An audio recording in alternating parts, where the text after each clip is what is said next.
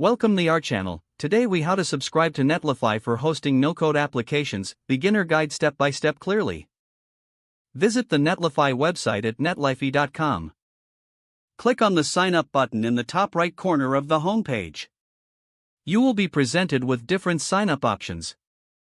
Choose to sign up with your email address or link a GitHub, GitLab, or Bitbucket account. If you select email, enter your email address and create a password.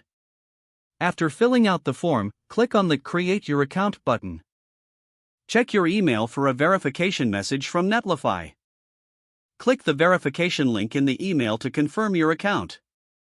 Once verified, return to the Netlify website and log in. After logging in, you will be directed to the Netlify dashboard.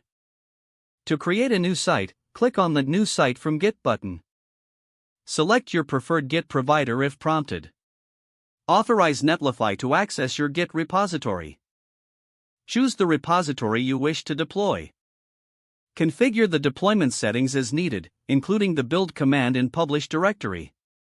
Click on the Deploy Site button to start the deployment process. Netlify will begin building and deploying your site.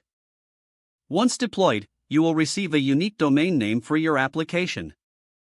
You can customize your site settings and domain as needed from the dashboard. Explore additional features like continuous deployment and plugins to enhance your application. If the page does not load, refresh the browser or try again in a private or incognito window. Make sure you are using the correct email address, then retype it carefully to avoid small typos.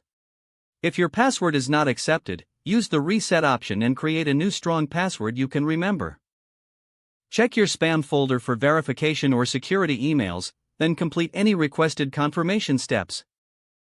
Enable two-factor authentication if available to improve account security and reduce unauthorized access risk. After signing in, review your profile details so your contact information and settings are accurate and current. If you see an error message, note it down and try again after restarting your device and internet connection. Log out when you finish, especially on shared devices, to keep your account and payment information secure. Don't forget to like this video and subscribe to our channel for more step-by-step tech guides.